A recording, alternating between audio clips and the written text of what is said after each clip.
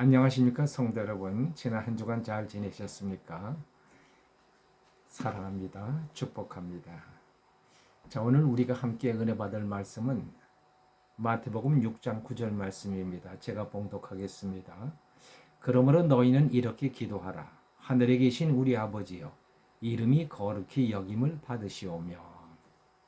자, 오늘 예수님께서 너희는 이렇게 기도하라고 말씀합니다. 자, 기도가 뭡니까? 하나님과 나와의 대화이죠. 기도를 안 하면 하나님과의 관계가 단절되고 맙니다. 자, 기도를 통해서 우리는 하나님께 우리 필요를 구하고 또 하나님의 뜻을 듣습니다. 그러면서 하나님의 사랑을 확인하고 또 하나님과의 관계를 더욱 돈독하게 만들어 갑니다. 만일 기도가 없다면 하나님과 우리는 어떤 사이가 될까요? 어떤 분이 그런 얘기를 하더라고요. 자기는 돌 붙여 남편과 산다고. 만약에 하나님과 기도하지 않는 우리가 그런 신앙생활을 한다면 우리는 결국 돌부처를 믿고 사는 겁니다.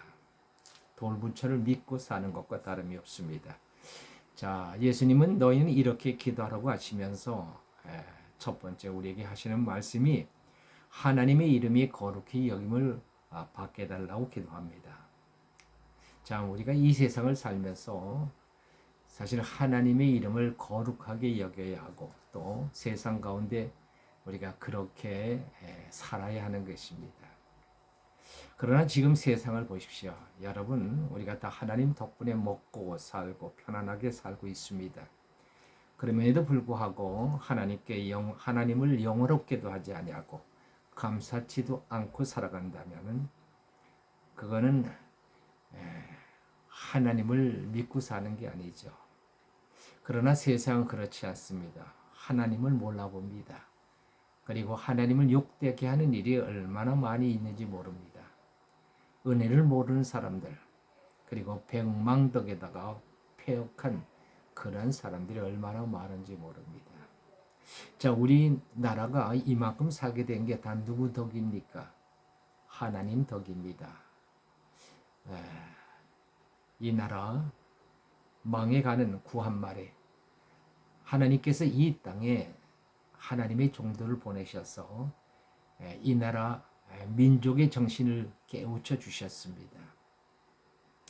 선교사들이 들어와서 학교를 세우고 병원을 또 세우고 그리고 국민들의 의식을 깨우쳐 주었습니다. 그 당시 민족의 선구자들은 다 기독교로 정신을 깨우친 사람들입니다. 자, 이 사람들이 결국 이 나라를 세워갑니다. 이상재, 안창호, 조만식, 이승만, 김구 이런 사람들 다 기독교인들입니다. 이게 다 누가 한 일입니까? 하나님이 하신 일입니다. 또 6.25 전쟁 때 유엔이 참전해서 우리나라가 공산화되는 것을 막아준 것도 하나님의 도우심입니다. 전쟁인 6월 25일 날 났죠. 6월 27일에 유엔 안전보장 이사회가 열렸습니다. 그때 소련이 그 회의에 참석하지 않았습니다. 그래서 유엔이 이 한국 전쟁에 참전을 결의한 것입니다. 만약에 상임 이사국 회의에 이 소련이 참석해서 거부권을 행사했다면 대한민국은 꼼짝없이 김일성에게 적화되고 말았을 것입니다. 그 당시 소련이 상임 이사국 회의에 참석하지 않은 것은 정말 이해할 수 없는 도저히 설명이 되지 않는 아주 불가사의한 일입니다. 전적인 하나님의 도우시며 하나님의 섭리라고 밖에는 설명할 수 없는 일입니다. 또 전쟁 후에 이 민족이 먹을 것이 없어서 죽은 목피로 연명하고 있을 때에 구호품을 보내주고 전쟁 고아들을 해외에 입양시켜 그들이 참 죽지 않고 살아갈 수 있게 만든 것이 어디입니까? 이것이 다 기독교 단체입니다. 미국에 있는 기독교 단체에서 그 일을 했습니다. 이제 먹고 살만 하니까 하나님이 어디 있냐고 큰 소리 치는 사람들이 있습니다. 요즘 누구한테 가서 하나님 이야기하기도 겁이 납니다. 하나님 소리 듣고 싶지 않다는 겁니다. 하나님의 이름을 영어롭게 하기는커녕 하나님의 이름을 욕되게 하고 있습니다. 언젠가 그 도올 김용국 그분의 형 되시는 김용준 고려대 명예교수가 동생에 대해서 말하는 것을 들은 기억이 납니다. 그분이 하는 말이 동생의 방송을 보지 않는다는 겁니다. 왜냐하면 동생이 방송에 나오면 불안해집니다.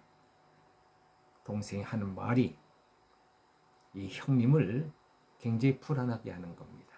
그래서 이제 동생이 그만 방송에 나와서 그만 얘기 좀 안 했으면 좋겠다. 자, 이 김용옥이 방송에 강연을 하면은 무슨 말을 합니까? 기독교를 비하시키고 하나님을 무시하는 얘기를 합니다. 그 사람은 본래 기독교 가정에서 자라났습니다. 여기 고려대 김용준 고려대 명예교수도 장로님입니다. 그래서 그 기독교 가정에서 자라나서 그래가지고는 대학을 한신대를 입학을 했습니다. 그리고는 그 한신대에서 신학을 공부했습니다. 거기서 논문을 썼을 때 마가복음에 대해서 논문도 썼습니다. 그런데 이 사람 동경대로 유학을 가고 또 하버드에서 공부를 했습니다. 그리고 나서 돌아와서 이제 교수가 됐는데 사람이 싹 변했습니다. 한마디로 교만해진 것이죠. 그 사람이 신봉하는 신은 하나님이 아니라 인간이 되었습니다. 하늘 하나님이 인간 하나님으로 변한 것입니다. 신본이 인본이 된 것이죠. 사람이 교만해지면 하나님을 무시하게 됩니다. 교만에 대해서 하나님은 이렇게 말씀합니다. 베드로전서 5장 5절에서 하나님이 교만한 자를 대적하신다고 했습니다. 교만한 자를 적으로 하신다는 것이죠. 왜 하나님이 교만을 그토록 미워하고 싫어하는지 아십니까? 교만은 하나님을 인정하기 싫어하기 때문입니다. 내가 제일 잘났으니까 하나님을 싫어합니다. 하나님을 거룩하게 하는 것이 아니라 하나님을 만홀히 여깁니다. 교만한 인간들은 그런 얘기를 합니다. 하나님을 믿느냐? 차라리 나를 믿어라. 이런 오만한 말을 거침없이 내뱉습니다. 하나님을 몰라보는 오만 불손이 극에 달한 그런 상황이죠. 자, 인간의 교만이 어디에서 옵니까? 내가 잘났다는 생각에서 오는 겁니다. 우리 인간이 얼마나 잘났습니까? 그래, 잘났습니다. 하긴 우리 인간들이 얼마나 잘났는지.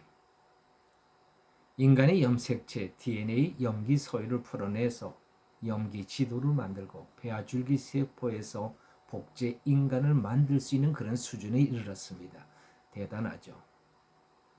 자, 이 대단한 인간을 누가 만들었습니까? 하나님이 만드셨습니다. 하나님께서 하나님의 형상과 모양을 쫓아 인간을 만드셨죠. 일반 피조물들과는 아주 확실하게 다르게 만드셨습니다. 그리고 나서는 하나님이 얼마나 기뻐하셨습니까?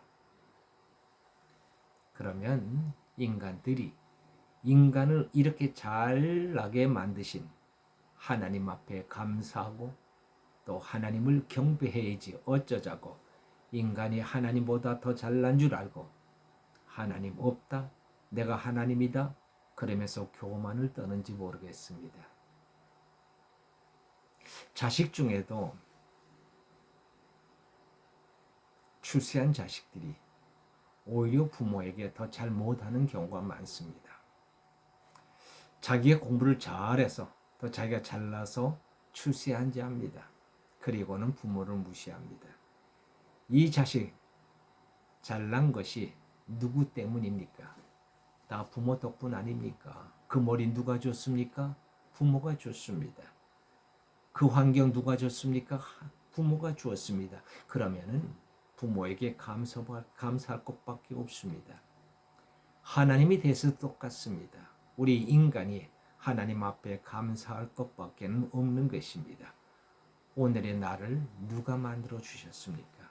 하나님입니다. 부모를 누가 주셨습니까? 하나님입니다. 누가 구원을 주셨습니까? 하나님입니다. 오늘의 나를 누가 있게 하셨습니까? 하나님입니다. 내게 있는 것 중에 하나님 주시지 않은 것이 무엇이 있습니까? 다 하나님이 주신 것입니다. 유명한 경영 전문지 포브스에서 나온 이야기입니다. 세계 10대 CEO의 특징들을 발표했는데 그들의 공통점은 겸손하고 헌신적인 사람들이라는 것입니다. 이 글을 보면서 저는 깜짝 놀랐습니다. 성경 말씀 그대로구나. 믿는 사람이나 믿지 않는 사람이라 성경 말씀대로 하면 성공하는구나 하는 생각을 했습니다. 잠언 18장 12절에 보면 교만은 멸망의 선봉이요 겸손은 존귀의 앞잡이라고 했습니다. 여러분, 교만과 겸손을 어떻게 구분할 수 있습니까? 겸손한 자는 남의 말을 듣는 자입니다. 그러나 교만한 사람은 듣지 않습니다. 교만한 사람은 왜 듣지 않습니까? 자기가 더 잘났다고 생각하기 때문입니다. 내가 바로 하나님이 되어 있기 때문입니다. 성경 신명기 6장 4절은 이렇게 말씀합니다. 이스라엘아 들으라. 우리 하나님 여호와는 오직 유일한 여호와시니 너는 마음을 다하고 뜻을 다하고 힘을 다하여 네 하나님 여호와를 사랑하라고 말씀하셨습니다. 이스라엘아 들으라. 여러분, 우리가 하나님을 잘 경배하려면요 무엇보다도 들어야 합니다. 그래서 하나님은 우리에게 이스라엘아 들으라 말씀하십니다.